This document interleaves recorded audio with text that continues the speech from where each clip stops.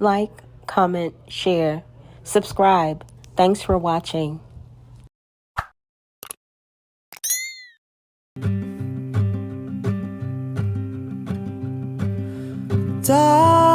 Darling, I will give up everything,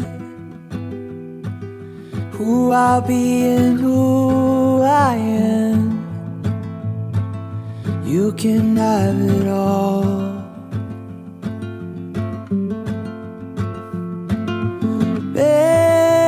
Baby, you could start a cult. County, Georgia, State of Georgia versus Eligio Bishop. Defendant, State of Georgia. Motions hearing. Criminal action file. Proceedings heard before the Honorable Stacey K.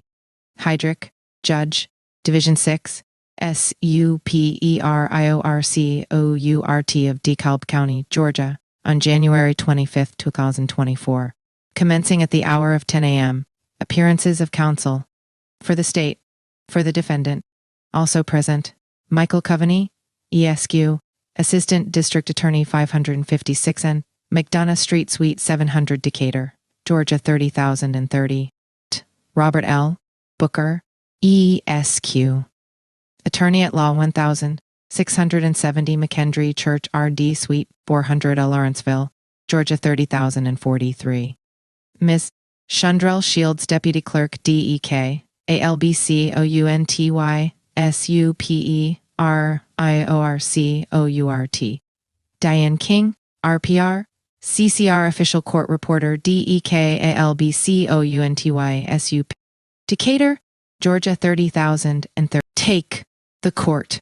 Mr. Booker, the court. For the state. Mr. Coveney, the court. Mr. Coveney, PROCEEINGS. Welcome, everyone. I'm Judge Heydrich, and this is our criminal motions calendar. I'm going to call the calendar to see who is here. Attorneys, let me know if you are ready to proceed and approximately how long you think the matter will. Whereupon, calendar call was had but not herein. Transcribed. The court. Mr. Booker. All right, we've got Mr. Bishop and, yes, Your Honor. Mr. Coveney, are you handling this? Yes. Okay. And just by way of sort of summarizing what the state anticipates at least today, being the state is asking the court to introduce other acts evidence under two different statutes, under what is known as 413, 413, prior acts of sexual assault, and the state has three witnesses to present briefly this morning just in support of that. The court, before we get started, we had a Rule 22 submitted, which I signed. But in reviewing the rule, it says if any party objects, then the court can have a hearing. And so I just wanted to make sure that witnesses, Mr. Coveney, the state is simply requesting that no images of the three witnesses, who are all victims of sexual assault, that their faces be shown or their names be published. Other than that, the state has no objection. The court. All right. And so I'm orally amending that Rule 22. Did you get that? Unidentified individual. Yes. The court. No names, audio, or video of the, specifically, victim's face that could identify them. Yes. Judge. No video of the, okay. No video of the victim's face, and no mentioning of the victim's names because that is protected by law. Okay. All right. Go ahead. Second, the second sort of bucket of evidence, the state is asking the court to introduce an incident that occurred involving the defendant's legal wife. And the court will hear testimony from The witness. motive. When she left the group, the defendant posted sexually explicit images of the victim. Of him is on YouTube, and the state believes that that will fall under 404B for purposes of showing absence of mistake, intent, and the court. Mr. Coveney. Okay. There is also a third more amorphous category that is essentially physical violence against other women within the group under 24-404B. I think, rather than making any sort of argument right now, it makes sense to see what the testimony actually shows. There is certainly a portion of that evidence related to the victim charged in the indictment that would possibly be admissible under either prior difficulties or intrinsic to the event indicted. With respect to any other 404, if the state is asking the court to admit it, I will make that clear after we hear the testimony and make that argument at that time, if that works for the court. The court, Mr. Coveney. That's fine. As a housekeeping matter, this does not affect the timing of today's hearing or the trial in February. From my conversations with counsel, there were some issues with the charging language in counts 3 through 5, and so this case has been reindicted. It is now 24,183. It was reindicted on Tuesday, and it was not given a case number. I saw it this morning. It is in Division 2. We have filed the court, Mr. Coveney. They can have it. In talking with counsel, what I think makes the most sense, Your Honor, is that we proceed under the old case number today. It does not change the changes. It doesn't change the subject. What we will do is get together and have a consent order, hopefully, that just incorporates all of the court. That what you said. Mr. Coveney, the court. Other motions from the state, Mr. Coveney, everything, and will that incorporate a null pros of the first, Mr. Coveney, accomplished at the same time, the court. Well, it will probably be a separate order, Your Honor, but that will be very good. Okay, under 1,183 is yes, Your Honor. All right, 24,183.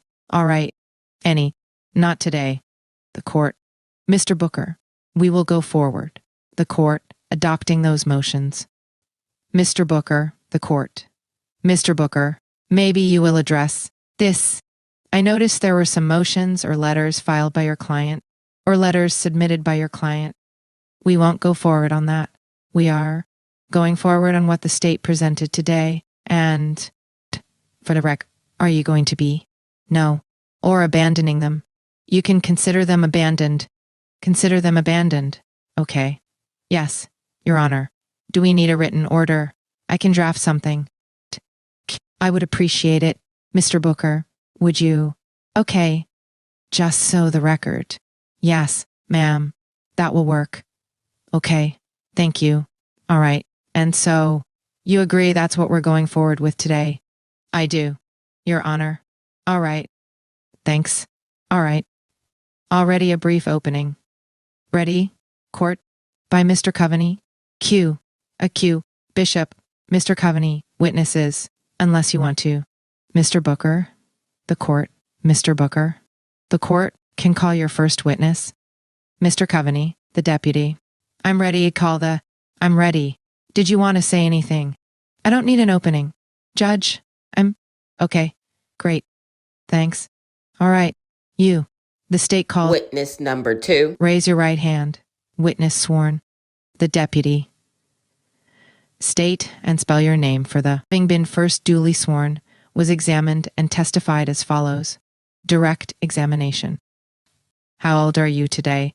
And how did you first come to learn about Eligio? Were you on the internet, on social media? And approximately when was that you first learned? I first learned about him in 2017. And how old would you have been in 2017? 23, 24 years old. And what was going on in your life at that time? Where? I lived in Seattle, Washington.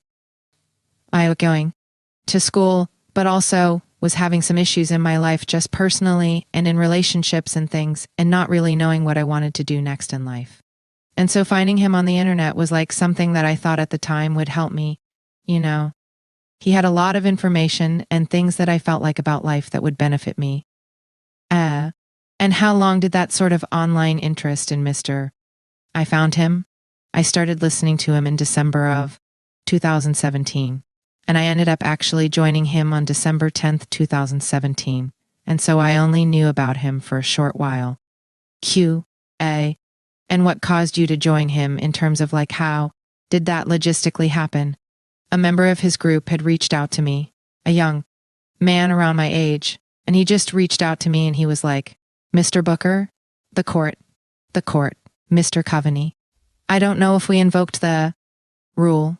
I just want to invoke the rule if we haven't already. Any witnesses that are going to be testifying in this case need to step outside the courtroom. I don't know who the witnesses are, and so you all are going to be responsible for making sure that your witnesses abide by that instruction. Mr. Coveney, the court. Mr. Coveney, point of clarification. Okay, the witnesses for today's hearing are already sequestered. They are not in the, okay, testifying witnesses, locations. Mr. Coveney, the court. Mr. Booker, the court. There are individuals in the courtroom who may be witnesses in the trial later in February, but that, the court. I don't think that. The rule doesn't apply to those folks. It just applies to they're already another. Great. Okay. Thank you, Judge. Sure. Okay. I'm sorry. You were saying that you were communicating with a young man about your age. Yes, through Facebook. Okay. And he reached out to me. And when you said you joined the group, where was the group located physically at that time? Texas. Okay. The court. And you were living where? The witness. I was living in Seattle. The court. I paid for it. Okay. Did you drive? Fly? How did you end up getting there? I flew to Texas. How was that trip financed? Do you remember? When you arrived, what was your initial reaction and thoughts about the whole situation? I was surprised that everyone came. Every member that was there at the time came and met me at the airport, and they were all, smiling and happy and saying, "Welcome home," and they were hugging me. And so my initial reaction was like, wow, this is, a lot of love. Approximately. How many members were there at that? Probably about 15. Personal belongings. Okay. And when you arrived, what happened to what do you mean? Like my clothes? More like if you had, like, an ID or personal documents, credit cards, things of that nature. Oh, yeah. Credit cards. Cash I was told to hand over to one of the guys there. I guess he was in charge of holding on to all of that stuff. And they were telling me that everything that is yours actually belongs to the group now. Like we shared all the decisions. And were you able to determine who was in charge? Yes. Eligio Bishop was in charge. He was making olive. And how did that become apparent to you? Because he was communicating with the guys at the time. Like they were trying to get my information to get my passport. Getting information that, about me. And he was like, at first, he never really directly communicated with me. He would go through other people and they would tell me like, okay, he needs this from you or whatever. And so I kind of figured like he was making the decisions. And how long was it before he actually spoke to you in person? Were disobeyed. Well, that night when I got there, when we got back to the house is when he looked at me and he said, I don't know what to name you yet. Because I guess everybody had to change their name. Q, tell us about that. He believed that, the names that were given at birth were not our actual name, but like a straw man that is being used to make you just like another number in the system. And so everybody had to change their name as part of the group, and he would always name the person.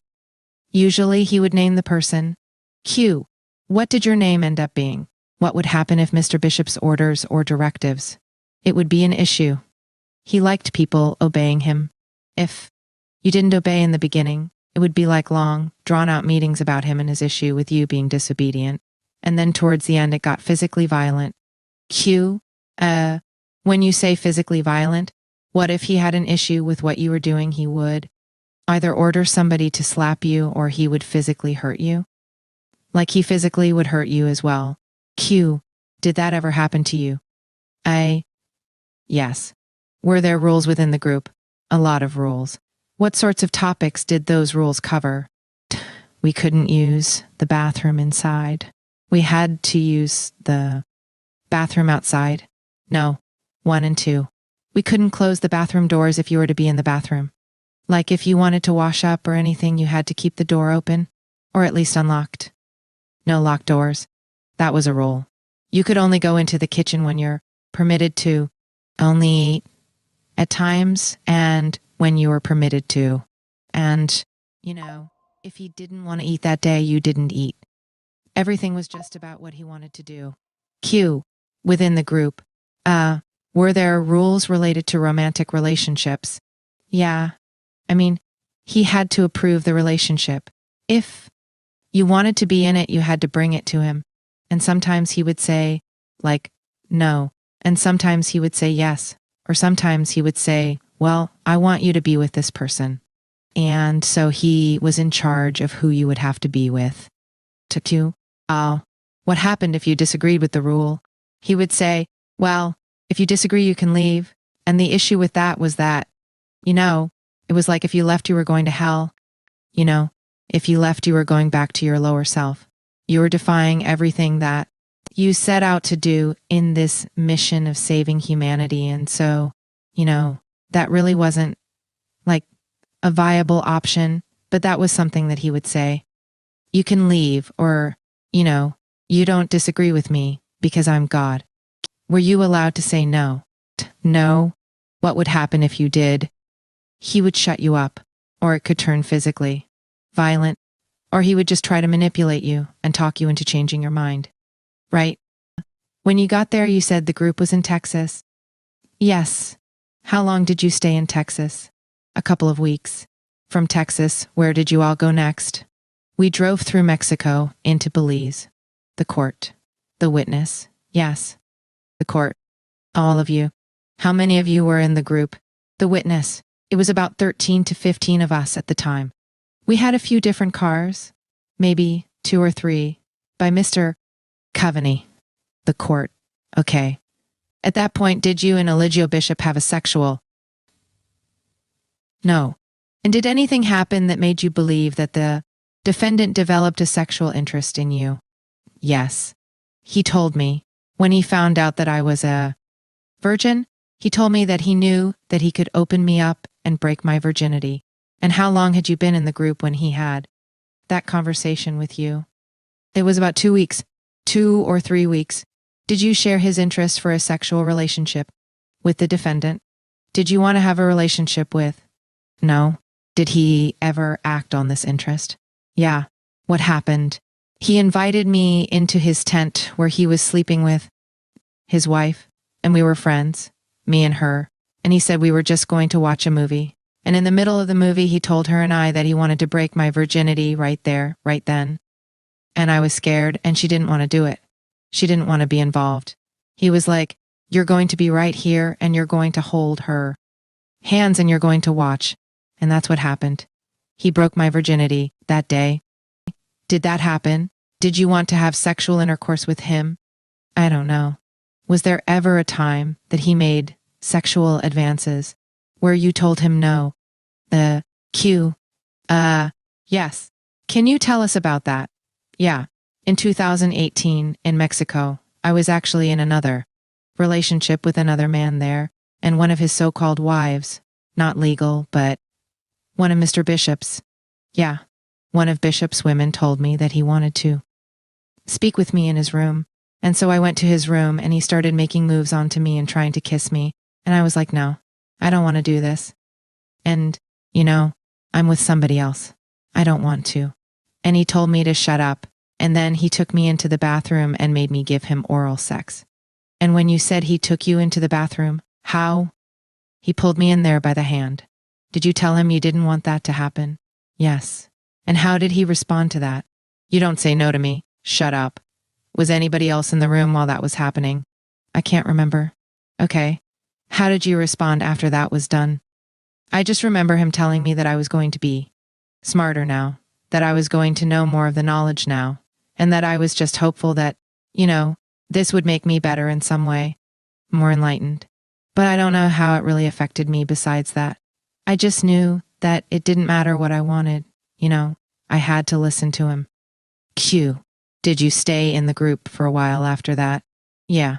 I stayed until April 2022 after he got. Why? I ended up getting pregnant, having a baby in the group.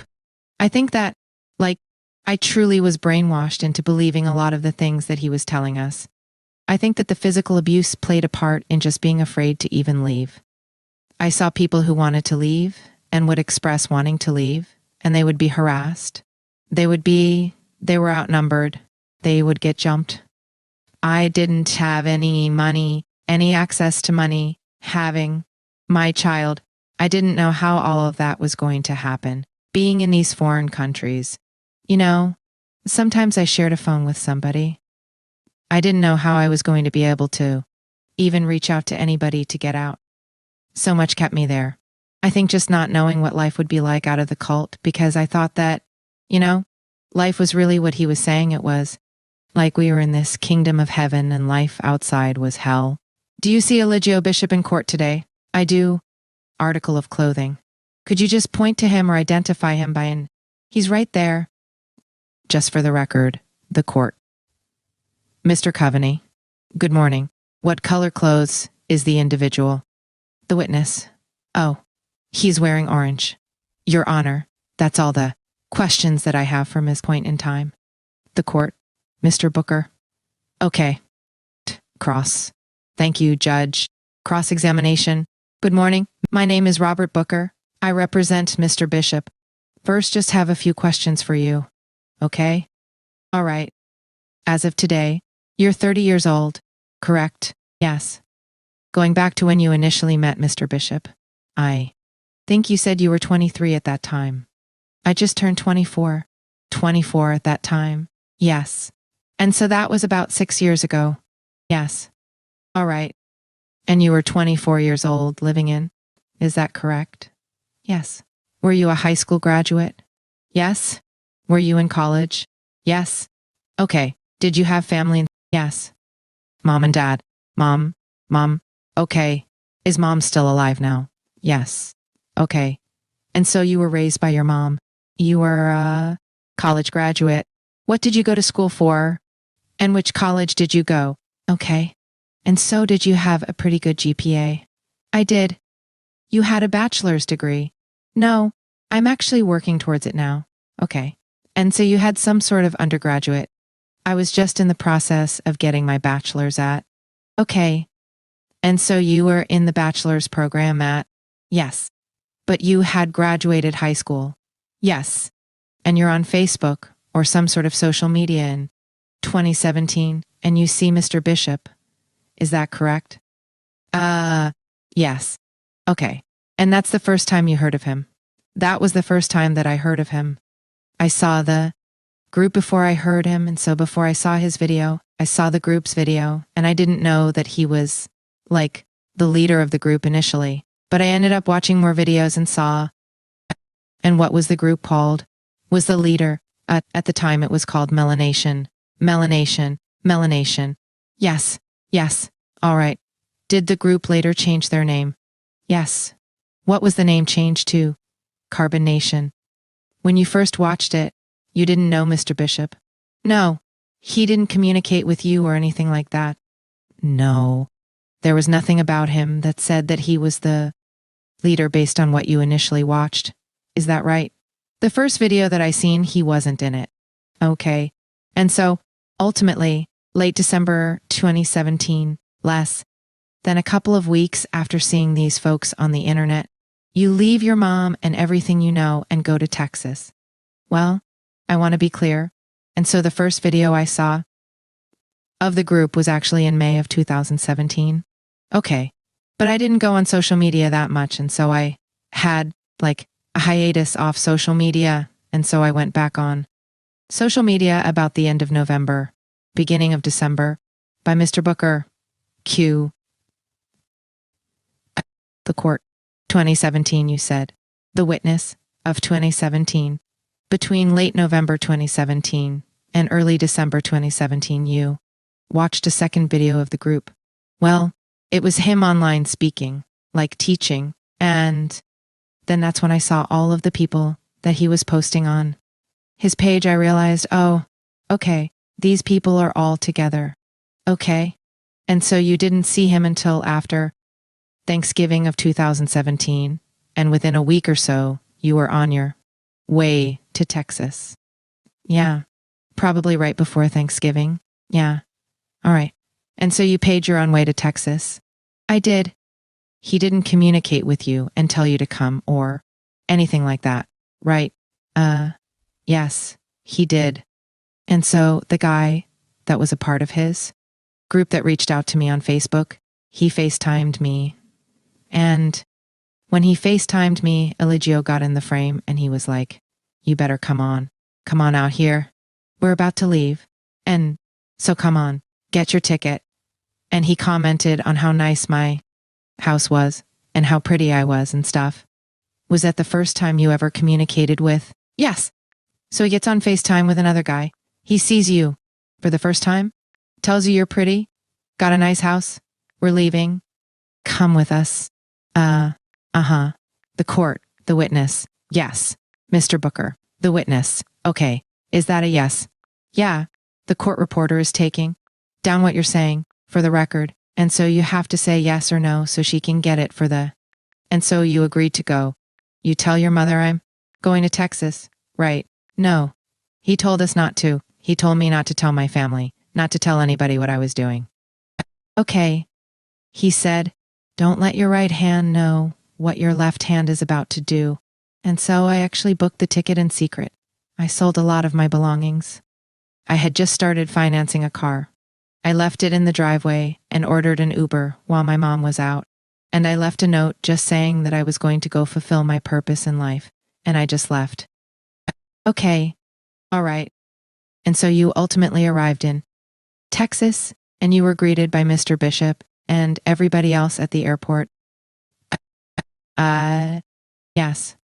Is the location. Staying there. Couple of weeks.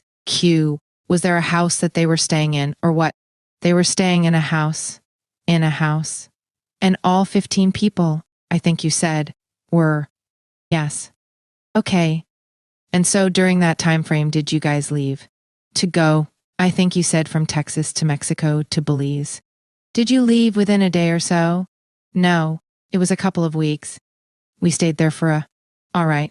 And during that couple of weeks, were you ever alone with Mr. Bishop during that time frame? Yes. Okay. The acts that you mentioned regarding you mentioned a sexual act in a house where you indicated that he made you perform oral sex on him.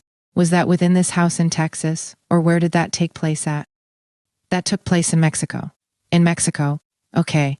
And what year was that took? 2018. Belize. 2018. Okay. And so what time in 2018? Was that like late 2018? Summer? Do you know when? Late 2018, I believe. And so fall, winter of 2018. Yes. Okay. And you also mentioned that there was a sexual act within a tent at some point as well. When did that happen? The beginning of 2018? Okay. And so like springtime? Okay. And that was in Mexico as well? Yes. Belize. Okay. All right. Now, you indicated that you were going to the sexual activity in the tent. This was in Mexico. No, that was in Belize. In Belize. Okay. All right. The court. Wait a minute. Which one was in the witness? In the tent was Belize. The court. Yes. The court. Okay. And so the sexual intercourse was in the tent in. Was that the first time? Intercourse? The witness? Yes. The court. Okay. By Mr. Booker. Q. Okay. And I'm going to piggyback on, was that the only time as well? Sexual intercourse? No. There were other times there was sexual intercourse. Yes. How many times do you think there was sexual? Maybe 2 or 3. And it was in Mexico after that. Okay. And so in Belize, and then you guys went back to Mexico. There was more sexual intercourse. The court. Is that a yes? The witness. Oh, sorry. Yes. All right. And part of your response to the state was that he broke your virginity, and that was the only time that you described for the state. You didn't describe the other times. Where people present the other times there was sexual activity as well. Can you repeat your question? Yeah, yes. Q. That was a bad question. Previously you indicated that Another person was present when he broke your virginity, correct? Yes. Okay. The other 2 times that there were sexual activity, were people present for that as well? A Q? I can't remember if somebody was in the room. Like the bedroom before going into the bathroom. And so I'm not able to say, like, 100% that nobody was there. Q. Okay. And your response, you told the state regarding the sexual activity, which was the first time. He asked, I guess, how did it come about? And you said you didn't know if you wanted to have sex or not. Do you agree that that was the response that you gave just a few minutes ago? What? About breaking my virginity that I didn't know. Okay. All right. And then the other times that you had sexual activity, you didn't testify about any of those times being a rejection or an acceptance. It was your testimony there was sexual activity. There was nothing else to say beyond that. Q, can you repeat your question, please?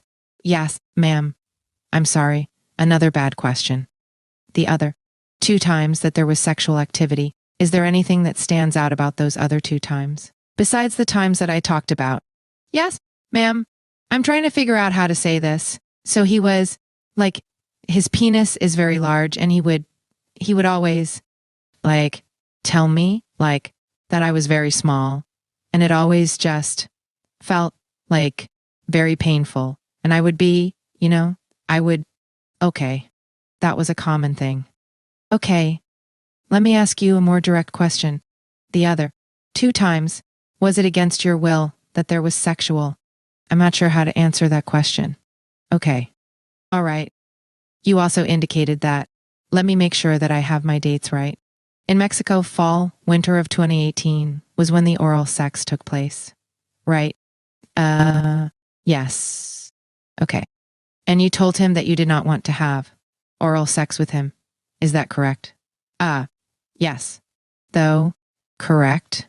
And yet instead he forced you to do it anyway. Yes. Okay. Now, you didn't leave after that incident. No. Years. Q. Would speak to her. Were, Q. As a matter of fact, I think your testimony is that you stayed for an additional 4 more years. Yes. Okay. And for that 4 years or 5 years that you were in there, did you ever report that to law enforcement at any time? No. Did you call your mother or was your mother aware? Where you were for 4 or 5 years? Sometimes.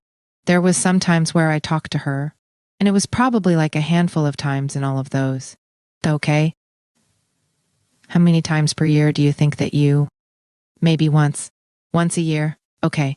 And your mom, who I'm assuming love you as most moms do, did she ever ask you where you were and why she couldn't get in touch with you? She did.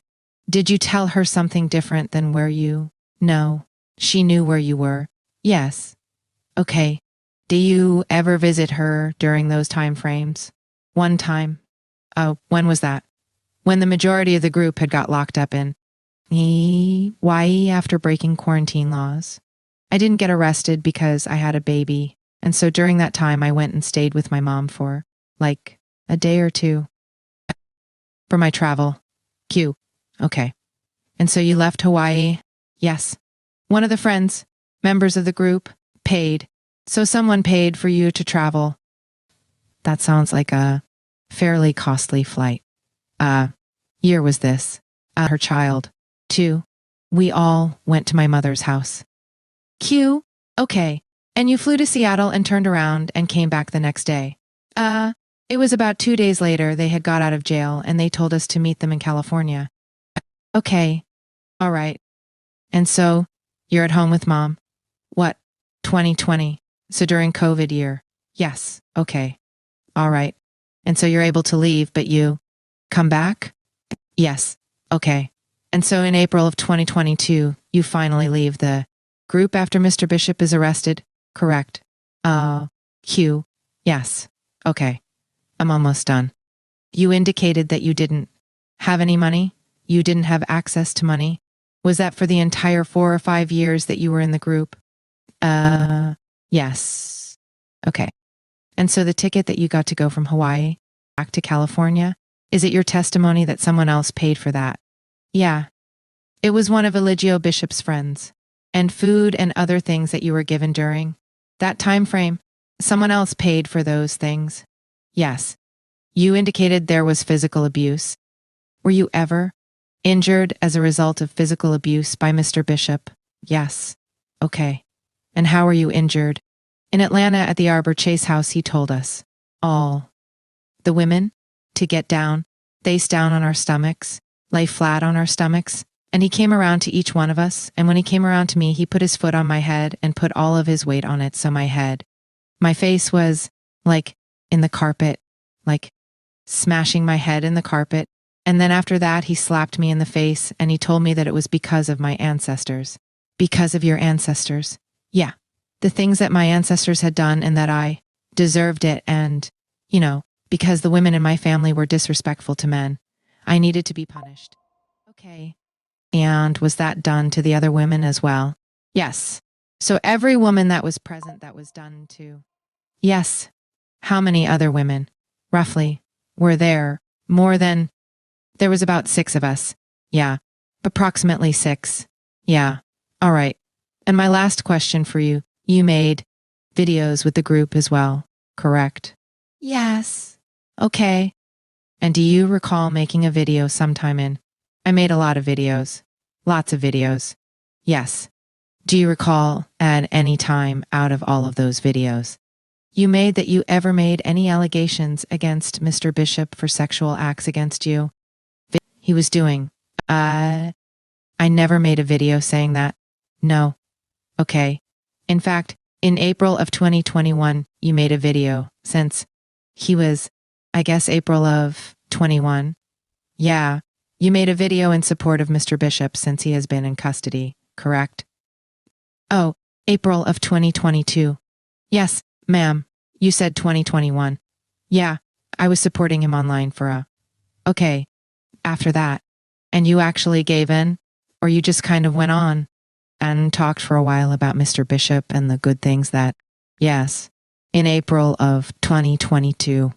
Yes, and you don't dispute that was you on the recorded. No, that was me. Mr. Booker, all right. Thank you, ma'am. The court. Mr. Coveney, the court. Any redirect? No, Your Honor. Okay, thank you. So may she be excused. Mike, by Mr. Coveney, witness excused. Call your next witness. Raise your right hand.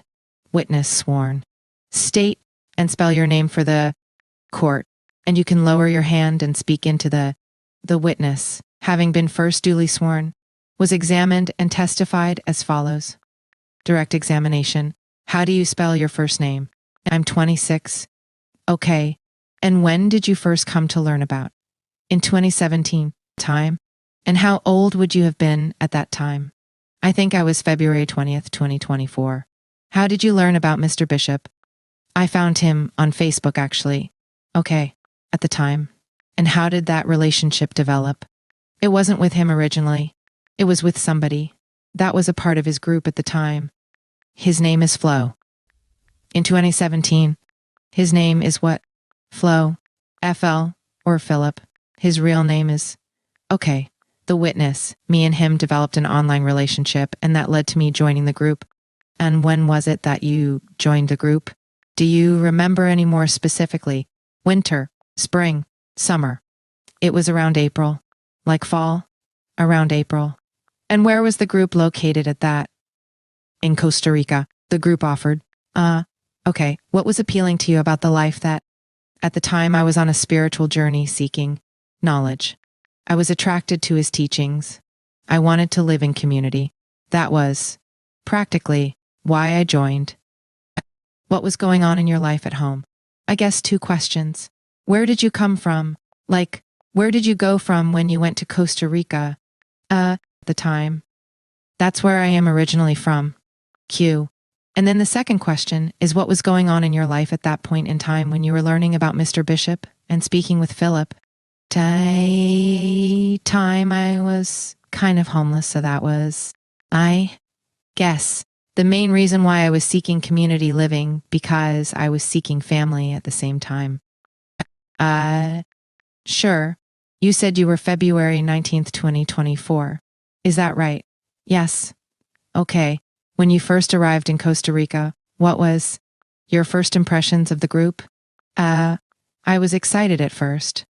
I was only there 2 days when I first got there. And when I first got there, we were at a waterfall and yeah, I was excited when I first got there. And so your first time there only lasted 2 days. Did you ever go back? I did, by Mr. Coveney. And how long between leaving the first time and going back the second time? It was 3 years. The court, the witness. Yes, the court. Wait a minute. Hold on. So you were there for 2 days and then you left. Okay. Where did you go when you? The witness. I actually stayed in Costa Rica and then I came back to the States. The court. Okay. Okay. And so then would that have been 2020? Yes. Okay. So in 2020, what was going on in your life? Again, I developed another online relationship with okay. And that led me to joining again because I was still following his teachings and everything. Q. Okay. And what was that member's name? Second time. Personal belongings. Actually, that's who I'm married to. Okay. And so you began communicating with Jay, and where was the group located at that point? Here in Atlanta. Okay. And do you remember about when you joined for I'm sorry. When was it that you joined the group for a second? It was in 2020. Okay. When we were here in Atlanta? Okay. And when you arrived, what happened with your? They went through everything. There was certain things that was dispersed. And then we had to share all of our clothing with the women. Did you have any sort of, identification documents or credit cards, or, personal things that you brought with you? Q. I did, but I kept everything on me. Okay. And at that point, had you had a relationship with Mr. Bishop himself? Q. No. Okay. And when you arrived in Atlanta, were you able to determine who is in charge of the group? Yes. And who is that? Eligio Bishop. And you gestured toward him. Do you see him in court? I do. How were you able to tell that he was in charge? Well, I've always known he was in charge because he was the leader of everything. And so everybody that's in the cult was beneath him, basically. Q. Okay. And were your observations in Atlanta with the group? Was that consistent with what you had seen online? No. How so? Well, I feel like at first everything was aligning, but then there was a shift with how everything was presented online as far as how he treated people, I guess. Q. Okay. Over time, things was not aligning with what was. Okay. And so what was happening in real life there was a lot of verbal abuse that I witnessed. By whom? Yes. By Eligio Bishop. Okay. Did it ever go beyond the verbal abuse? Yes. And what happened? The first time I experienced abuse was on July 4 okay. What happened that day? Back the second time. The court. And what year was this? 2020. This is right after you came. The witness. This is when I came back the second. Okay. July 4th, 2020. What happened? Basically, we all gathered in a circle and we watched who get beat. Who was doing the beating? Eligio. Was there a reason given? I feel like at the time it was because maybe she wasn't listening or submitting to him, and that led to him beating her. So were there rules in the group? Yes. And who did those rules come from? Eligio. And what sorts of, topics or areas did the rules? When I first got in Carbon Nation, one of the rules was I wasn't allowed to communicate with the men. We were all separated. There was rules with eating. Basically, everything. Yeah. Q. And what would happen if someone disobeyed a rule? We would just have meetings about it. Okay. And did it ever go beyond having meetings? The meetings? No. It was just meetings. Okay. And within the group, were you, from your experience, were you allowed to say no to a rule? No. If I were to say no, I would have to leave. And were there rules related to romantic? Yes. What were those rules? I feel like there wasn't really rules. It was more so control. Like if he didn't want us in a relationship with somebody, then we weren't allowed to be with them. There's a certain point where I actually had to separate from my relationship because How did that happen? This was when we were in Mexico. he separated all the men and women and claimed that all the women had to be in a relationship with him. And how long? Like, do you remember about what time that was? Was that still in 2020 or something else? Yeah. All of this was around the same time. Okay. And so you all were in Mexico? Yes. And what were, like, the living arrangements? Were you in a house, a tent, something else?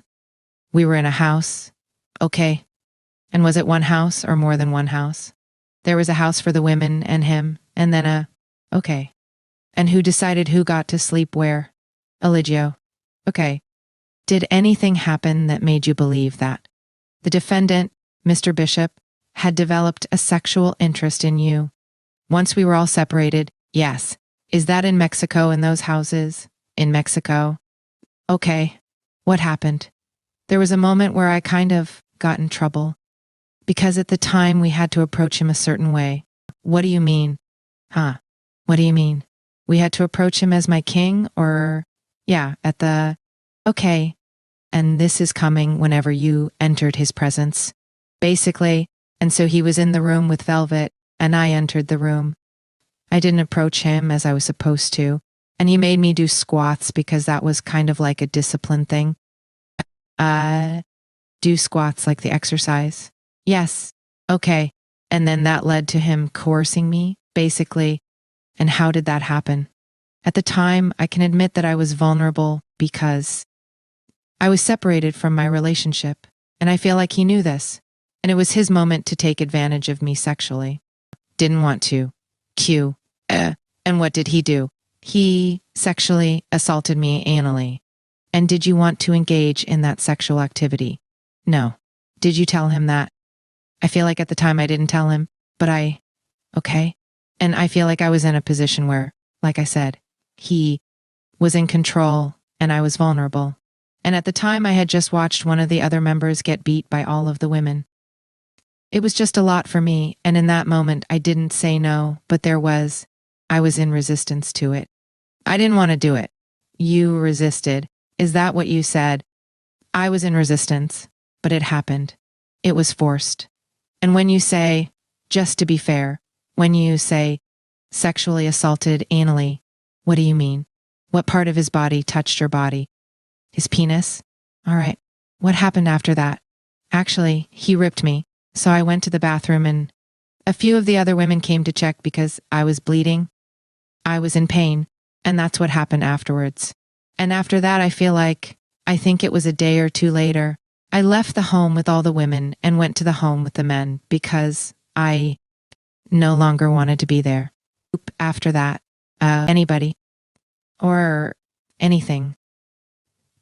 You were there. And then how long did you end up staying with just a few days? Okay. Do you go back? No. Okay. By Mr. Coveney, the court. And where did you go from there? The witness. From there, I stayed in Mexico and then went to California. I'm the court. Okay. And did he also leave the group around that time? Yes. Did you end up reporting the sexual assault to? I wrote a statement, but I didn't report it in Mexico. Okay. And when you say you wrote a statement, was that after all of this case came to light? Yeah. So all in all, in 2020, from the time you got there until the time that you ended up leaving, how long do you think? I would say like 6, 7 months. Keep Costa Rica. Okay. And do you think Mr. Coveney have at this point, Your Honor, the court? That's all the questions that all right. Cross-examination. All right. Good morning. My name is Robert Booker. I have a few questions for you. Okay. So originally, I think you testified today that you are 26 years old. Is that correct? Yes. And you met Mr. Bishop back in 2017 when you were 19. Yes.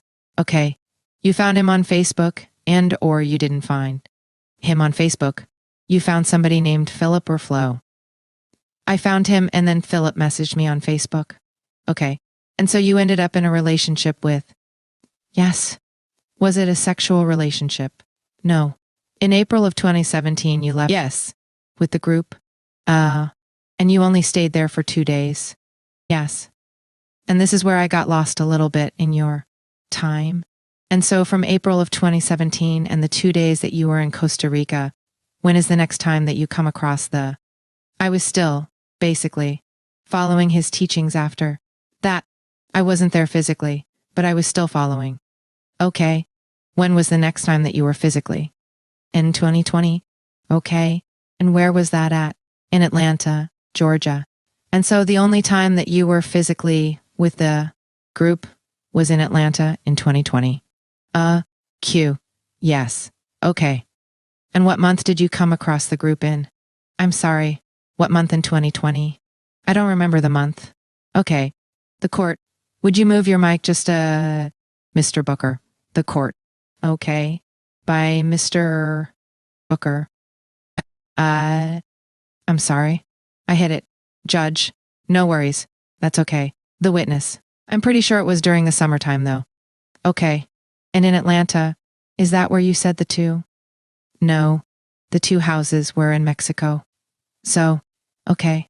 And so in 2020, you met him again in Atlanta. But then you guys were relocated to Mexico.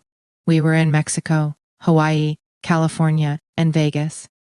Those were all of the places that I was with. The court. The witness. Yes. The court. The court. With the group. Mexico. The witness. Hawaii. The court. Okay. The witness. Vegas and California. Okay. The witness. And Atlanta. Was that all in 2020? Yes. What were you doing in those locations? Taping. Visiting. Did you stay in those locations? What did you do in those locations? We all stay in those. Each location we went, besides Vegas, we were planning to stay there or live there. Okay. But ultimately, you ended up back in Atlanta. Yes. You indicated that you were in a relationship at some point with a guy named Jake, who you ultimately married, right? Yes. Atlanta in 2020. So Jake, did that relationship start when you were in? Yes. Okay. And so is it only during the time that you were in Mexico? When were you in Mexico? In 2020 or 2021? All of this is actually, now that you mentioned it, it is 2021. It wasn't 2020. It is 2021. You met the group again in 2021. No, it was in 2021. You met him again in 2020 or 2021. 2021. Okay. And so you met him again in 2021. And all of the traveling in between Mexico, Hawaii, Vegas, and California happened in that 1 year. Yes. Correct. Before. Okay. And so you gave the state a specific allegation that Mr. Bishop had anal sex with you. I understand. Yes. And that happened in Mexico. Yes. And that was in 2021. Yes, sir. Okay. You mentioned writing a statement. That statement happened after Mr. Bishop was arrested, though. Yes. By Mr. Booker. Okay. You never made a statement to anyone else. I spoke about it. I didn't make a statement, but I did speak about it on live one time. That's all that I did, though. Okay. For people who are not really savvy, like me, what is live? Like live what? I was on BIGO Live. It is like a live stream where the court, BIGO, the witness, yes. The court, BEGO, the witness, BIGO. Is that something that records? Yes. Or is it just live and it's gone? I think you can do either one. I'm not really familiar with BIGO that much, but at the time that's where I spoke about. And that was in 2021. This is after I left. Yes. Was that, by that time it was 2022. Okay. And was your statement that you made on BIGO Live, was that recorded? I'm pretty sure you can find it on YouTube. Yeah, it's on YouTube. Yes. The only thing about that situation is, as I was telling the story, it was cut off because that's really why I didn't make a statement, because at the time he didn't want me to, because he was still involving himself in the group. Okay. And when you did the live, were you having communication with somebody directly, or you were just speaking to whoever in the world was listening? I was having a conversation with one of the former cult members. Her name is Star. Who was that? Star. Star. Yes. And so you two were having a conversation on BIGO Live about the allegation of the anal sex. Yes. Okay. All right. And was that one that you reached out to Star in order to initiate that conversation, or did she ask you about that? Still on YouTube. We were just conversating. Yeah. Just conversating. Okay. And you think that video is? Yes. Okay. All right. And everything that you said in that video was accurate and honest, correct? Yes. All right. Just a couple more questions. And so when you first got to the group in 2021, I think you said that your credit cards and ID, tests, and other things you were able to keep, but your clothing was given to the other women. Yeah.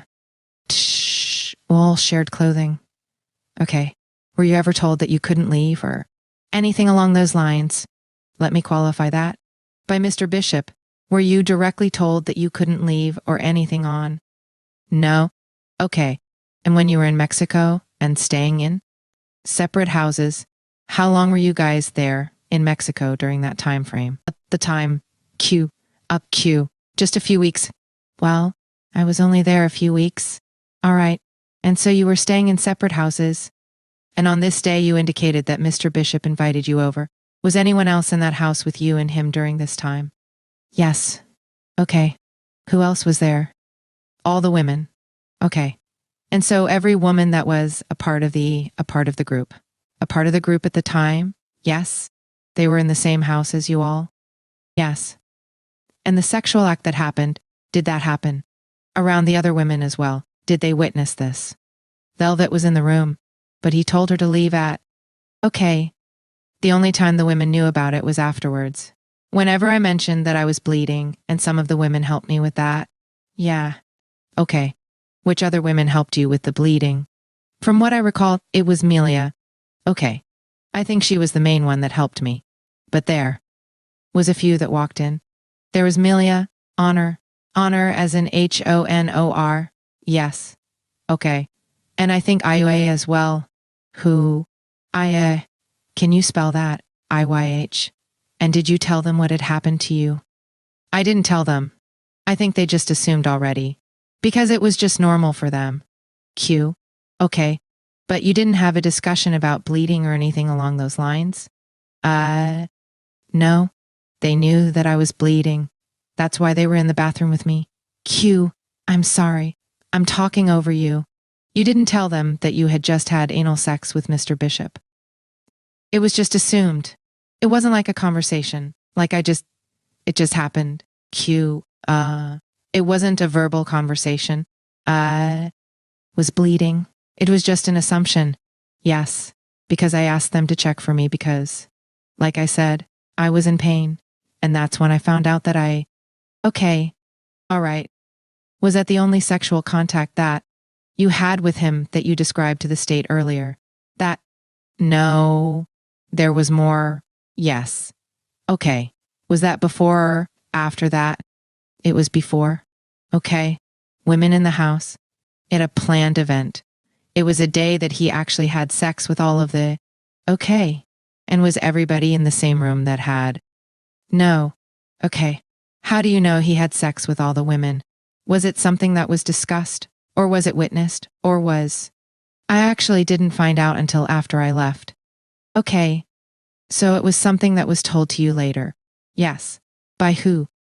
Actually witness it? I heard it through Velvet. Okay. And so someone else told you this? You didn't. The day that this happened, he was just finishing with one of the members. Her name was Afuru. Q. He had just finished having sex with who? Afuru. Can you spell that? Efuru. And so you witnessed him having sex with her. I didn't witness them, but they were on the balcony together. And then I was walking on the balcony as they were about to leave. Okay. And so did you witness them having sex on the... No. Okay. You just said he was finishing with her. What do you mean by finishing with her? I was just assuming that they had just had sex based off of the energy that was going on, and just knowing that he had sex with all the women that night, I just assumed that that was the time that he did it with her. Q. Were they clothed or unclothed? Huh. Were they clothed? Yes. Is this the time that you were coerced or forced to have sex with him on the balcony? Q. No. It was one that you intended to. I didn't intend it. No. So were you coerced? I wouldn't call it rape, but I feel like at that time. On the balcony, it wasn't more. It wasn't coercion, but I was being vulnerable with him, and that led to having sex. Okay. But the second time I didn't want no parts. Okay. And so going back to the second time, you used the word vulnerable, but this time you used it the other time as well. And so you said that he, quote, took advantage of you anally, that you were vulnerable because you were not able to see, correct? Yes. You miss Jacob, and so ultimately you go into this room of the house. The other women are there, but the door is closed. And you guys he forces you to have sex anally. The door is closed. Yeah. There are other women witnessing what's happening, or was the door closed? Oh, the door was closed. Yes. Okay. He made Velvet leave the room, and that's when it... Okay. And you said that, did you tell him, you said that you resisted. When you resisted, was it an internally, I don't want to do this, or was it a Mr. Bishop verbally, I don't want to do this? A Q. It was internally. Yes. Okay. It was something that you were saying within yourself, I don't really want this to happen, but it wasn't to him. Hey man, I'm not doing this with you. Yeah, because I felt like I couldn't resist him. Okay. But it was an internal conversation. Yes. Okay. Mr. Booker, the court. Mr. Coveney. Like, what made you feel that way? All right. Thank you, ma'am. Any redirect? Yes. Just briefly. Redirect examination. You said you felt like you couldn't resist him. Why? I feel like a part of me was just afraid. Like I said, I was mentioning earlier, I had just watched when the women jump on the other women. Was like a lot happening in the house at the time to where I was afraid to resist and be put in a position of the other women getting beat and stuff like that. So if I'm understanding you correctly, I don't mean to put words in your mouth, and so correct me if I'm wrong, but are you saying you feared physical violence if you resisted him? Yes, Mr. Coveney. Questions that I have. The court. She be excused. Thank you. That's all all right. Thank you so much. May. Okay. All right. The deputy will. Witness excused. The court. And you can call your next witness. How old are you today? I am 26. Okay. And where are you from? How did you first come to learn about Eligio Bishop? Facebook. Facebook feed. Like the Facebook feed. Maybe the end of January of 2017? Okay. And so how old would you have been at that point? 19. And what was going on in your life at that time? I was in college in Tuskegee University. I was studying agriculture, which essentially led me to carbonation because of the agricultural practices that they were interested in doing. Like, what was appealing about the group to you? The fact that they were in nature? Because I was studying agriculture. That was my huge thing, to get back to nature. And that's essentially what lured me in the beginning. And then later I learned about other sciences and from the time that you first learned about the group, how did that progress? Or did you begin communicating with anybody within the group? I reached out to a member by the name of Kennard Wright initially before talking to anyone, and we had a conversation. And that conversation led to a romantic relationship. And we were talking over the past 2 weeks right before I actually traveled to Costa Rica to go live with everybody else. But Olmec is his alias name. But I was in contact with him and talking to him. Yes. To join up with the group. What was his name? The witness? Kennard Wright. The court? Spell that. The witness? Kenardwright. The court. Okay. And that's who you first reached out to and developed a relationship with. And you said his cult name is Olmec. Yes. And that would be like Omelc. Olmec, or K is how he spelled it with a K. I'm sorry, Olmec. And so, when was it that you traveled? This was about, I think, if I'm correct, it was about maybe the 26th or 27th day of February of 2017. Q. Okay. And so late February 2017. Yes, sir. Okay. And where was the group located at that time? I believe it was by plane, Puriscal, Costa Rica. And how did you get from New Orleans to Costa Rica? And did you bring anything with you? Just myself, passport, and some clothes. Okay. Those things. And the remainder of my tuition, my school tuition. About, just estimating, about how much money? About $3,000. And when you arrived in Costa Rica, what were your first impressions of the group? Everybody was pretty chill, like relaxed. There wasn't too much going on because it was falling more into the night. And so everybody was like kind of winding down, getting ready for bed. And so there wasn't that much activity. But I pretty much thought everybody was cool, And had you met Mr. Bishop before that? I had not. And did you meet him that first night? I did. How did that go? A little to no speaking. He did hug me initially. He didn't say much at all until the next day. Okay. And what happened with your personal belongings? Like your passport, the money you brought. What happened with my passport I had on me? The remainder of my tuition, money, we called it a pot. And so everybody puts their financial money in a pot to where we basically pooled each other's money. And so I put it into the pot to contribute to taking care of myself and the rest of the tribe. And were you able to keep possession of your personal, first, passport, stuff like that? Initially, yes. And then I had to hand it over. I don't exactly know who held it, but it was held over because, for whatever reason, I'm not exactly sure of the reason, but I did give my passport to be held out of my possession, and then shortly after, maybe a couple of months after we got deported from Costa Rica, because we weren't getting our passports stamped and I didn't have my passport on me or with me in my possession. When you got to the group in Costa Rica, were you able to determine who was in charge? No, kind of, but not really. How long did it take for you to figure out who was in? I would say it really didn't settle in until about the second week I was there. Okay. Very distinctive. I'm sorry, what was that? It became very clear and distinctive to me about 2. Okay. Once it became clear who was in charge. Nature Boy. And when you say Nature Boy, what's his name? Eligio Bishop. Were there rules in the group? Very much so. Yes. And what sorts of topics did those rules cover?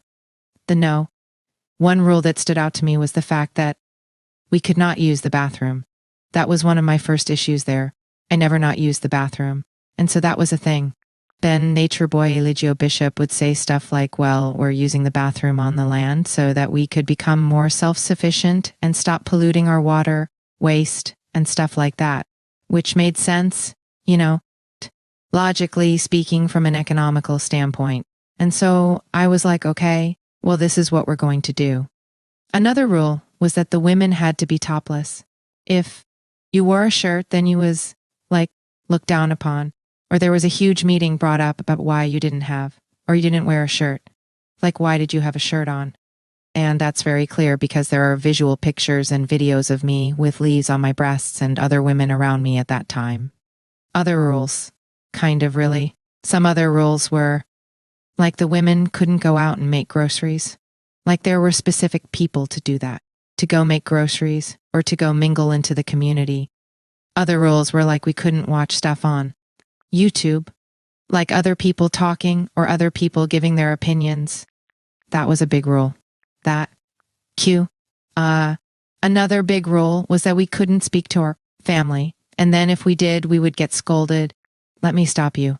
And so what would happen if one of the rules was violated? What might be a consequence for? Most of the time a meeting would be brought up and then we would discuss the issue at hand in front of everybody. and then everybody would give their opinion, but it would basically be everybody bashing whoever is in the center of the whoever did something wrong. Make them feel like really, really, really low. Q. When you say bashing, you don't mean like, do you mean like physically beating or just talking? Verbally abuse? Yes. Did it ever progress beyond verbal abuse? Absolutely. And did you personally witness physical abuse within? On one occasion? Yes. Okay. Did you personally experience that? Many times? Yes. And who would be physically abusive? Who was physically abusive with you? Eligio Bishop, daughter was born. What were some examples of what Eligio did to you? When I would decide to leave and be vocal about me, wanting to leave, he would, obviously, my credentials or my passport and stuff like that was taken out of my possession. And so we had a child at the time. He would use the child against. So just so the court, we are all on the same page. At some point, did you become pregnant and give birth to a child? Yes. And who is the father of that child? Eligio Bishop. When was that child born? Okay. And where was the group located when this was in Villahermosa, Mexico. Cancun, Mexico. First mean, Teleposo, I apologize. The court. The court. She was born in Mexico. The witness. Yes. Yes, ma'am. Okay. Now that we have that straightened out, you were saying that Eligio had been abusive with you, I think? Yes. He would use the child against me to try and get me to stay. And after so many times of using the child and him verbally abusing me and using the child against me, I would still proceed to, try to get my things or walk out and stuff like that. And so he would stop me by choking me. I have been strangled multiple times. He would hit me. One time he slapped me. He kept slapping me at the top of my head. My nose started bleeding. I was pregnant at that time. Blanked out. It was another incident where he choked me and there was another time where he smacked me across my face and then my whole side of my body went numb.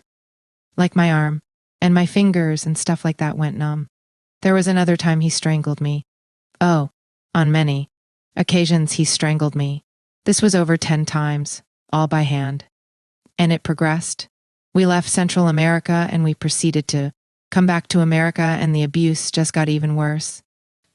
Strangled me a lot, to the point where I couldn't talk or I couldn't breathe. So then if that would be the case, I would calm down so that I wouldn't die.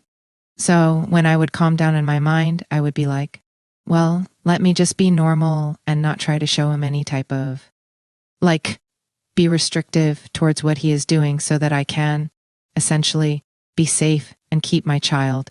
On other occasions, he actually kidnapped the child. For me, where CPS had to be called and I had to confiscate the child back from his possession. And the abuse just kept getting worse. It just kept getting worse.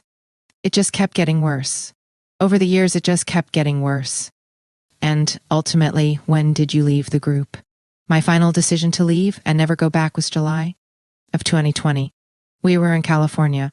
I don't remember exactly where we was in California, but this was the day where it was the 4th of July. And so everybody was partying and stuff. And he got mad with me because I didn't want him to engage in flirting with the other women that were there present. Had that been a point of conflict between you and Mr. Bishop about the way he treated other women? Absolutely. Okay. What was the issue there? What was my issue? His issue? Well, I can't speak for him, but his issue was that I didn't want to engage with him. I didn't want to be polygamist with him. I didn't want to engage in sexual activity with him. My issue was that he wanted to sleep with everybody and not make sure that everybody was healthy. He wanted to sleep with everybody and abuse everybody all at the same time, or not treat us according to we're all human. And so he wanted to just give us bare minimum. And so I was like an advocate. I feel personally for my own sovereignty and the other women there and the other men there. But it never went as far as me, because he always had the say so and he always had the upper hand on everybody. And so, yeah. And so on that July 4 in California, you were starting to say that came up again. He was flirting with other women. What happened then? When he started to flirt with the women, I just shut down immediately because I'm used to being strangled by him or hit by him. And so I just calmed. I just went into my shell. I just left mentally. And then he started to talk to me, but I was ignoring him. And he got mad that I was ignoring him. I don't initially remember what led up to that point, but it was with me not responding to him getting mad and him starting to hit me. And so then when he started to hit me, he ordered everybody to make a circle around me. This was about maybe 15 people at the time, no more than 17 to 20 people, and they made a circle around me and he proceeded to abuse me in that circle, picking me up, slamming me to the ground. I was fully dressed. By the time he finished about an hour worth of hitting me, I was out of my clothes. I was in my panties and my bra, literally, in front of everybody. My head was hurting so bad I couldn't look at the light. And he did ask me if I wanted to go to the hospital, but I wasn't worried about the hospital. I wanted my daughter, which on multiple occasions every time he abused me, he ordered women within the camp or the group to take every item out of my arms so that he could proceed to abuse me, which actually happened. They took the child out of my arms so that he could do that. But that was the incident that led me to my final decision to leave and never go back. And so I had to go through protection orders and everything like that after the fact. And a divorce after the fact. You actually left. And so how long between the beating on July 4 and when? This was, so from July 4 to November, I want to say, November 1, November 2 of 2020. November was when I finally was able to leave because he kept my documentations away from me. When I would show any emotion to want to leave, or to want to not be around him, or to not want to be around these women, he would physically abuse me. So I just did everything in my power to make sure that I can at least try to create a situation to where I can get my documents in my possession, which I was able to do, and I finally escaped with my child. And when you say your documents, was there also a concern that you had about making sure your daughter's documents were in order? Yes, there was a concern for that. That issue was out of my control because I wasn't able to provide 5 years worth of residency from the United States to pass the citizenship down to her. He was able to get his credentials and do it. But because of his negligence for wanting to make sure that everybody is safe, he did not get her citizenship until July. 2019. In July. Which I have a copy of her birth certificate to prove that we smuggled her through borders from Mexico to Nicaragua. And then the Nicaraguan government forced us to get her citizenship because we absolutely could not travel like that. So by November 2020, you were able to leave. Is that? Yes. Okay. And what happened after that with respect to did Mr. Bishop continue to try to contact you? Was at the end of it, like what happened after you left? I blocked everybody. I kind of silent. I went back home to Louisiana and I was in the process of getting a protection order and a divorce, but it was very hard for me to get the protection order because I needed and was all done across seas, and so there was no way that I was able to get that evidence to get the protection order. And he was also fleeing from house to house, so he didn't have a stable address for me to get him served. And the divorce, you have to be stationed and live in Louisiana for a year. And so eventually I traveled to another state. And when I finally got to the state, I was able to follow through with the protection order, which was in Ohio. They granted me 5 years. And then I was able to move forward with my divorce, which took damn near 2 years because, it costs money to get a divorce. But that was finally granted in October of 2023, if I'm not mistaken. But I also have a copy of that decree as well. After I had left, November of 2020, did it ever come to your attention that Mr. Bishop had posted anything about you online after you left the group? Yes, it did.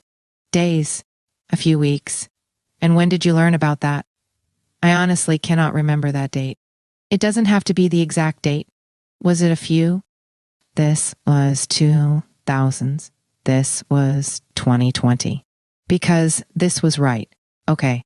It was either like maybe 2 weeks after I left in. Okay. At the latest. So shortly after you left, what was posted? This was a video that he took of me. 2 videos that he took of me. These were 2 different incidents that he forced me to do at the time. I did not want to do this. And when he did the video on, basically, was just like, whatever. We're going to do this so you can get out of my face and we can just move on with this. And so he recorded it. It was me giving him head or whatever. And both times, both videos were posted of me giving him oral sex. And his reasoning for doing that was to humiliate me. He would tell me stuff like, no man is ever going to want to be with you again. You know, just basically trying to sabotage my womanhood, for lack of a better word. And so, yeah, that was and did you consent to that being posted online? I did not. And do you remember what platform that was posted to? Instagram.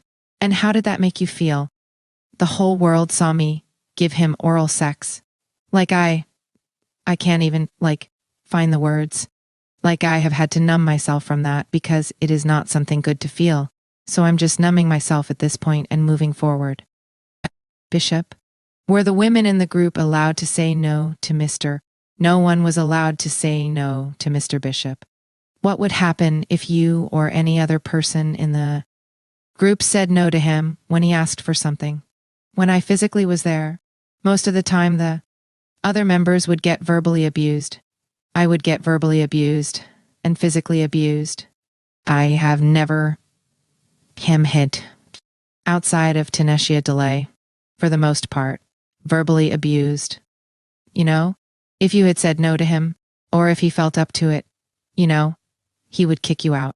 He would tell you to leave, you know, the camp in totality. I'm going to try to take you back to 2018. Were you with the group that year? Yes. With the men? And was there a time in 2018 when you all were staying? Yes. And do you remember a time when there were 2 different houses, one with Mr. Bishop and all the ladies and one? Did you say 2018? I believe so. No, the timeline that the 2 houses were in. I'm sorry, 2020? I'm sorry, I think it may have been 2020. Yes, sir, 2020. I'm sorry, I had the dates confused. Yeah. And so in 2020, but do you remember that living? Absolutely. Okay. And do you remember a woman by the name of that was a member? Yeah. Yes. Okay. Was there ever a time when you all were staying within that home when you and others had to assist with a medical issue? Oh, yes. What happened? One day she came to me. I think I was like on Instagram or something. And she came to me and she was like, I have an issue. And then she had a very alarming demeanor when she told me. And I asked her what happened. And she was like, come to the bathroom. She kept it very discreet. And when she took me to the bathroom, she said Eligio Bishop had forced himself anally onto her. And I asked her if she wanted that to happen. And she told me no. She said he forced himself onto her. And she proceeded to show me the results of him forcing himself onto her. And it was torn. And I saw that it was torn. And it was blood there. And I told her I'm not a medical professional. And so I just told her, just rinse it, and probably put some antibiotics on it. I'm not exactly sure because I was in the process of planning my escape. And so I'm just like, I just gave her some, ointment and tried to do the best that I could, with assisting her with that issue. The 2018 was a different thing. And so in 2018 was there a different location when you all were in Mexico? Yes. And do you remember if that was shortly after joined? This was before. We traveled to Mexico in 2018 when we were in Texas as of 2018. Okay. And so, I'm sorry, I may have misspoken. When you guys went to Mexico in 2018, was fairly new. Yeah, she was. Okay. And at that point, what was the nature of your relationship with Mr. Bishop? We were considerably monogamous at that point. Okay. And so you were engaged in a romantic relationship, the 2 of you? Yes. And was there a time in Mexico in 2018 when you observed Mr. Bishop with Ken, and it upset you. Yes, and this was not Mexico. This was Belize. Okay. We were in Belize. Okay. And so this happened in Belize. And what happened? He was talking to her. They were like on the beach shore, and I saw them having a conversation. And after they were done with that conversation, I proceeded to have a conversation with her myself to understand what was going on. And she, in so many words, she was like, well, we want to be in a relationship together. You, me, and him. And I said no. I said that I don't think that is a good idea. I tried to tell her or get her to understand how it wouldn't be a good idea, but she, still was on board with being in a relationship. And so that made me angry because Mr. Bishop, Eligio Bishop, he never had a conversation with me about who we were going to bring into our relationship together, like as a unit. He always wanted random women just to come into our relationship without all parties agreeing. The court, times did that happen. When you say always, how many? The witness, many times. He's brought many women. It's been over 20 women that he's brought into the relationship with me and him over the years, with me getting into a relationship with him to be polygamist. I didn't choose not one woman to be with, and the one woman that I did choose, I eventually said that I didn't want to be with her because I saw her intentions and I was not in agreement. Was there a time when you observed Mr. Bishop engaged in a sexual act? Yes. And where was that? Or what was the context around? This was one day we were in Mexico at the time. We had traveled to Mexico at this point. One day I was, doing my own thing. I was off on my own and something, prompted me to go back to the quarters that I sleep in, or that I was living in at the time. Had my personal belongings in, and when I went back to the quarters, I saw that the door was closed, which the door is never closed. It's always open, and so that was a red flag to me. And so when I opened the door, he was coming out of the door at the same time trying to diffuse the situation before it could ever escalate to act like nothing was going on. But then, when everything came out and hit the fan, she was actually giving him oral sex in the bathroom, which was not under my consent or anything that I was in acknowledgement of or had agreed to, as far as him being my partner at least. And I was angry, and I portrayed my anger, and I was expressing myself, but that also ended up in him, just verbally abusing me and making me feel like I shouldn't be mad for him being a man and allow him to just do whatever it is that he wanted to do. And so eventually we just blew over it because I was just like, I guess you're a man. I guess this is what men do. Today, Mr. Booker, on a subject off the record. The court. Thank you. That's all the questions that I have. I'm sure Mr. Booker has some questions. The court. Anticipate taking. Before cross. How long do you? I'll try to be brief. Well, I have a 12 o'clock. Little before 12. 000 hard stop. And so we can break for lunch now and come back at 1. Or we can break in or about 7 or 8 minutes. I don't want to rush you. I won't be. Does the court expect us to do? Will we need to close today as well, as far as closing arguments on the motions as well? The court. Yes. We're going to get it all done. Okay. And so let's just break now. I'll wait. Judge, can we approach? Sure. All right then. We're going to be in recess until 1, although I think we may have another announcement on the Hollyfields case. On that, Mr. Coveney, the court, you can come on up. Until 1 o'clock. By Mr. Booker. The court. Under oath. Questions for you? Yes. All right. Y'all come on up. Olive, she can be excused, but you need to be back here at 1 o'clock, and don't talk about the case with anybody. The witness. Yes, ma'am. The court. Okay. Whereupon, a discussion was had at the bench outside the hearing of the court reporter. The court. All right. We will be in recess. Short break. All right. Bring the witness in. Whereupon, the witness enters the courtroom. The deputy. Just to remind you, you're still. The court. All right. Go ahead. Sorry. Cross-examination. All right. Good afternoon. My name is Robert Booker. I represent Mr. Bishop. I just have a few You were placed under oath prior to the break, and you're still under oath. Do you understand that? The court, the witness, yes, yes, yes. Is that a yes? So going back to 2017, okay.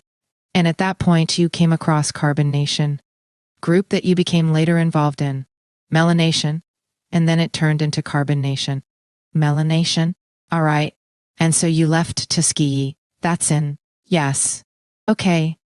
You left Tuskegee and went to Costa Rica. Puriscal, Costa Rica, yes. And at that point, you were residing there with Mr. Bishop and 14 minus 15 other people.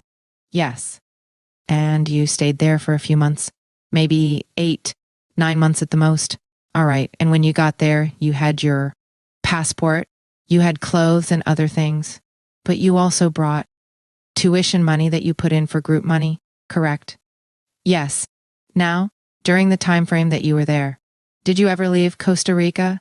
Other members. I was deported with Eligio Bishop and 2 or 3. How long were you there before you were deported? About 8, 9 months, and you were deported to the United States. Yes. And once you got back to the United States, that would, then sometime in 2018. Roughly. Yes. Yes. Okay. And so where did you stay once you got back to? We came to Ohio. Okay. We flew to Ohio. The court. Who is we? The witness, Eligio Bishop, and the rest of the Carbon Nation tribe. So you're using the word tribe. They are a group of people that you described as tribe. Why are you describing them as a tribe? This is what we referred to. You described yourselves as a tribe. Yes. It was about 15 people in the group. Is that correct? More or less. Yes. That's a lot of people to be flying all over the country. So who is paying for all of these flights? They? It wasn't 15 or more people flying at once. It was just the people who were deported, which was just me, Eligio Bishop, Philip Goss, Kennard Wright, and that's all. And so it was 4 of us in total. We had got deported from Costa Rica. Q. Okay. And so you end up in Ohio. Yes. Once you got in Ohio, were you staying in Ohio for a... Yes. With Eligio Bishop on a campus, a college campus. I believe to be true. We stayed there no more than 3 months, on the college campus. Yes. Was there a student among the group on that college? No. So you were just staying on a college campus. Eligio Bishop knew someone who worked on the college campus, which he gave us some place to stay at that time. That same place, all of the people who were deported stayed therein. Yes. And so after you left the college campus in Ohio, where did you move to next? We traveled about, I can't really remember exactly how we got there or even if we landed in between, but we finally landed in Texas. Austin, Texas, I believe. Q. All right. And is Austin, Texas, the place where there were the 2 houses? Q. No. The male and female house? No. That was outside the United States. Yes. In Austin, Texas? How long did you stay there? For yes. It was probably 3 months. Okay. Probably 4. Okay. Maybe. The court. In Texas. The witness. Yes. And that would have been in 2018. This is transitioning. Yes. This is at the end of 2018. Yes. Because me and Bishop got together in December of... When you say got together, is that where your relationship consummated? Together? Yes. So December 2018, you and Mr. Bishop are officially? Yes. Okay. Prior to December of 2018, you were just a member of the group, not officially with him. Yes. Okay. And so in December of 2018, you're living in Texas. Now, you mentioned during your testimony that they could not use the bathroom rule. Was that in Texas? Was that before 2018 or after 2018? This is before 2018 when we was in Costa Rica, but we were still using the bathroom outside when we traveled back to the United States after we got deported in Texas. I just wanted to clarify. Does it mean that you had to? No. He just put a restriction on us going to use the bathroom because it was for economical. The court. So what would you do? The witness. We would use the bathroom outside. We would go pee on the side of the mountain. We would poop on the side of the mountain. We would, yeah, I mean, even in the backyard, we would poop in the backyard. We would make holes and poop in the... So, basically, it was a public bathroom outside. It wasn't that you were constrained from using the bathroom. Yes, for lack of a better word, it was a requirement. Okay, yeah, live all right. And you also mentioned women had to be, well, I just can't call it the bathroom, but you were doing your duty, topless. So does that mean that women were not wearing shirts? Or that they wore something else in lieu of a shirt? Yeah, they could not wear shirts. We opted to put leaves and flowers on our boobs where we would go live in front. Okay. And that was only when you were in Costa Rica. This was only when I was in Costa Rica. Yes. Okay. And so once you had videos, there would be videos? At any time that you took videos in Costa Rica, the women would have leaves over their breasts. Is that correct? Yes. Okay. Now, where were you staying in Costa Rica? Is this like a neighborhood? Or where were you staying at? It was a neighborhood, but this particular house was... It was a bit off. It was looking over the city. We were staying on top of the mountain, so we were looking down at the city, but we were still connected to the neighborhood, if that makes sense. Okay, but it was pretty excluded. Okay. And so you were sort of isolated from the other. Yes. They didn't see women just walking around outside with their breasts exposed. No. All right. You indicated that on one occasion you witnessed physical abuse of another person, but primarily it was verbally abuse of other people outside of yourself. Yes. But you indicated that you believed that you were a victim of physical abuse yourself, though. Yes, than other people, but the physical abuse was primarily directed towards you rather than others. Is that correct to say? Can you say that again? The physical abuse was primarily directed at you other. Yes, because I think you testified earlier that you never saw him hit anyone outside of someone named Tanesha DeLay or... Yes. And that was one time that I saw him do that.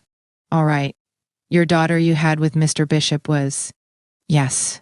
And how old is your daughter? She is 5 now. Okay. Is that the only child that you have? No. Okay. The 5-year-old child that you have was born in Mexico, and she is 5 now here in 2024. So she was born in 2000s. February 19th, 2024. I'm bad with math. Okay. Pardon me, 2019. Okay. What month in 2019 was she born? January. Okay. You indicated that Mr. Bishop wouldn't allow you to leave at certain times. When were the times that he did not allow you to leave? Decided to go back. Where were you at when you were not allowed? There were many times. At this point, it has been so many times that it's only incidences that I can go back to. And so one of the first times that I can remember vividly was when I was trying to leave when we were in Belize, and this was prior to him getting with Kendra Carter. He didn't want me to leave, and so I actually ran away, but he had all of my belongings, and I was in the middle of nowhere, and so there was another time that I decided to leave. We were in Mexico at this time. He used the baby against me. Like, I'm going to run off into the woods with your baby, if you try to leave, and stuff like that. And so on this occasion, he would talk to me and guilt trip me into not wanting to leave. And so I eventually decided to stay. There was another time we were in Mexico in that same spot. I had decided to leave or wanted to leave, and he didn't want me to leave, but I just started walking, towards the exit, and he made the men there at the time, kind of barricaded me into the compound or whatever. And so I started fighting them to leave, and then eventually, because I wanted to leave so bad, he let me leave, but under the conditions that I would leave Eliana in the cult. And so I at that time did proceed to leave my baby because I wanted to get out really bad. But at that time, she didn't have her documents, and I didn't have my documents, and so eventually I went back to the compound. Where was that at? Mexico. Okay. There was another. I want to just wrap it up. And one of the most recent or the last time that I decided to leave, I couldn't verbally express that I wanted to leave because it would have resulted in physical abuse. And so I kept quiet about it, and I just planned my escape from, like, July until November of 2020. And then I successfully was able to leave myself. And so the time that you were wanting to leave, did you verbalize to him that you wanted to leave? Yes. And did he physically restrain you from leaving? Or you felt that you just couldn't leave because you were concerned about violence? No. He physically constrained me from leaving and then held my documentation outside of my possession. The court. Did you get out? How were you able to leave then? How? The witness. I made it seem like I was okay with everything he had going on. The polygamy, the drinking of alcohol started, the smoking of the weed. And so I was just going along with all of the sexual acts that I didn't want to do. I engaged, and that made him believe that I wanted to stay. And so it softened him to the point where I can now have my documentations be closer to me rather than far, far away. And so when I diffused him with my compliance, the documentation, he would, hold it closer to me. He would hold it in his pocket. He would have it in his fanny pack. And so I was like, okay.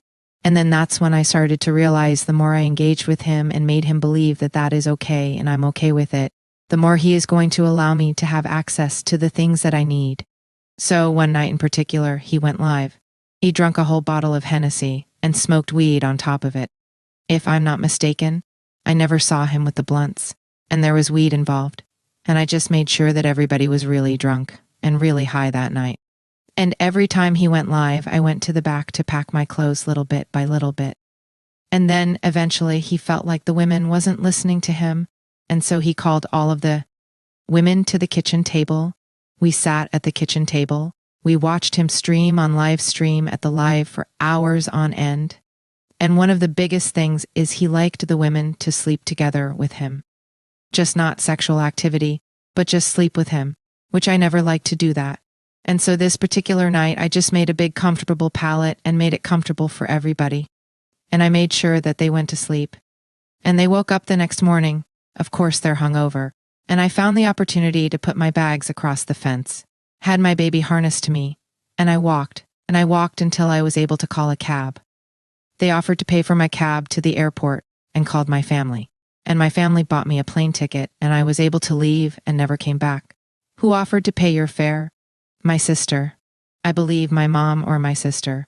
This was in July of 2022. July or November? No, I never said 2022. I said 2020. Okay. From July 2020 to November 2020, I planned my escape. Okay. Not 2022. No. I was never involved or went back to the cult in. Okay. And you never actually went back in 2021 either. No. All right. You also indicated there were acts of physical violence against you, and there was one incident that stood out most to you where you were surrounded by the people I think you testified to, correct? Yes. Where did that happen at? This was in California. I'm not exactly sure of the specific pinpoint, but it was definitely in California. Okay. All right. And that would have been prior to... Yes. Okay. All right. Is it fair to say that you were upset with him about wanting to be with other women and a polygamist? Yes. Were you upset with the other women as well for... No. With him doing it? So you were fine with the other women, just not okay. I was fine with them doing it and him trying to manipulate me to do it. You know, he could have very well been with those women, but that would have been under the condition of not being with me, and he wanted to be with me and the women. Okay. And so there was an ultimatum there for me, and I wasn't having it, which resulted in physical abuse. Q. Okay. Do you remember making a video where you went on and talked about how upset you were with the other women, and him being with other women? Yeah. I do recall many videos that I made about me being upset towards the women, and mainly it was fairly so because, they would take my child out of my arms, and I can only imagine what they would have felt like if they were in my position to have been ordered by somebody else to take your baby out of your arms to be physically abused, let alone watch you be physically abused over and over and over and over and over and then make it seem like the girl who is being abused is the problem when the man who is abusing the woman is the problem. And, I just felt like in so many instances I stood up for them and it was never. And so I realized that I just couldn't continue to fight him for them or for myself. Because he is going to do what he wants to do. And so that's why it always resulted in leaving, but it was never readily possible because he would make it so hard to leave. Readily? Just leave? And so in 2022, you filed for divorce. This was 2021, I believe, if I'm not mistaken. All right. And 2023, the divorce was granted. Correct. 2023. Correct. Okay. And the things that you said, you put those in your petition when you filed for your divorce regarding the abuse that you're alleging. Correct. Yes. Okay. And that was filed in Ohio. Yes. Okay. Going back really quick, you stated that there were 2 videos that were posted on Instagram. Yes. 2 videos was posted on Instagram and 1 video was posted on the actual porn site. Okay.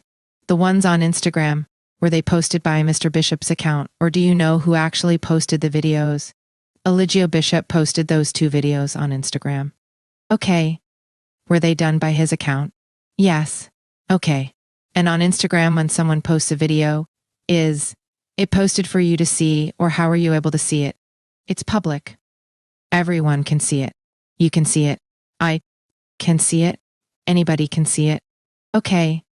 Come across it. It's public. Well, do you have to search to see it, or how do you? It was live. And so if you have 1,800 or 18,000 followers, when you go live, all of those 18,000 people are going to see that if they choose to click on it. Okay. If 200 people out of those 18,000 people choose to click on that live, 200 people will see it. Okay. But it really just depends on who is tuning in to the video, who is watching. All right. And that's saved on Instagram as well. I'm not sure if it was saved on Instagram, but people have followed our story, so they record our lives when it's done. Okay. And so even if we took it down, it is still recorded. Okay. And this was in 2020. Yes. This was after. Yes. This was in 2020. It was after you left the group. Yes. Okay. I wanted to cover one thing real quick, and I'm done. You mentioned, and I wanted to be clear what you witnessed with Kendra Carter. I think you testified that you came across them. They were basically, one time they were on the beach talking about having sex, and they wanted to involve you, and you were not with that, correct? Yes. Okay. That's one of the times that you didn't particularly like that particular issue, correct? Correct. Okay. And another time, the other time that you remember Kendra Carter was when you go back to your living quarters and Eligio was coming out of there as if he has. Then, yes. Yes. Is he getting dressed or something? Or no, he's like kind of backing me up with, like trying to talk to me all at the same time.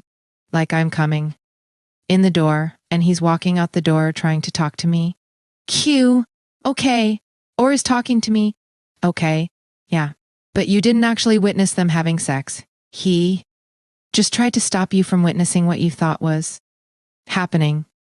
Not that I thought was happening. What is actually happening? Yes. And then after, I verbalized to him that I knew what was going on and therefore wanted for me to engage, which I didn't want to engage. And I think shortly after that, he took a video of me and Kendra giving him oral sex, and then he posted that video. Curious? Well, actually, I don't know if he posted that video, or if somebody else posted that video, but it's on Pornhub or Hub or something like that. It's on a porn site. How did you find out it was on the porn site? You can tell it's on the porn site. It says Pornhub or something. When you click it, all other porn comes up, and it is a whole bunch of porn. Okay. But on this day, when you went back to your room, he asked you to engage with Kendra, but you refused to do so. Q. Yes. I did not want to do it. Okay. All right. And you did.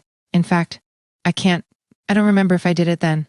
No, we didn't, because he then, shortly after that, he created an environment for me and Kendra to be recorded, and then he posted that. Yeah. In sex. Okay. But you guys, you didn't witness them engaging. No, I didn't. Mr. Booker, thank you. The court. Mr. Coveney, the court. Yes. Any redirect. Very briefly. Okay. Redirect examination. The conversation you witnessed with, that was on the beach. That was in Belize, right? So that would have been after the situation that was before. The situation in Belize happened before the situation in Mexico, because we traveled from Belize. Okay. And you had mentioned the abuse with everyone watching. I think you said earlier that was July 4th, 2020, right? Yes. Okay. Mr. Coveney, the court, may she be excused. Mr. Booker, Mr. Coveney. That was all. All right. Thank you. All right. Please, Your Honor. Yes. To go. The court. The witness. Thank you. Okay. Thank you so much. You're free. Witness excused. All right. Counsel. No other? Correct. Your Honor. Any witnesses for the defense? No. Your Honor. All right. And counsel, you have agreed to submit arguments on briefs? Yes, Your Honor. Okay, do that at this point. The court, which we can expect them. Mr. Booker, bit of leave from the court. I think the time required that's fine. Right. Time frame for? Well, if I can just get a little. Sure. Week afterwards to submit anything. The court. Mr. Booker. Monday, I'm specially set with Judge Mumford on a murder. And so if I could have until of course, which is, I think Monday is February 29th, 2024. I guess it will be. That following week is February. So by February 9, that will be fine, Judge. Does that give you enough time?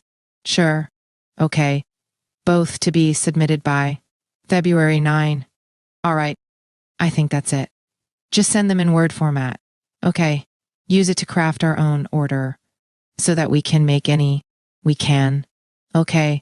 Okay. Thank you, Your Honor. Thank you. Email them to Caroline. Thank you. Judge, thank you so much. Hearing concluded. Darling,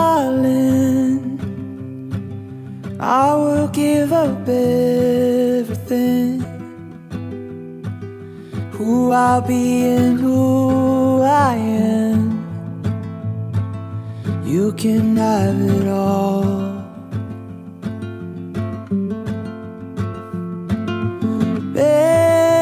Baby, you could start a cult, you see. Anywhere you go, I'll be. You are so much more than beautiful to me. Oh, I'll follow you till there's no tomorrow. I'll follow you till there's no tomorrow. I'll follow you till there's no tomorrow.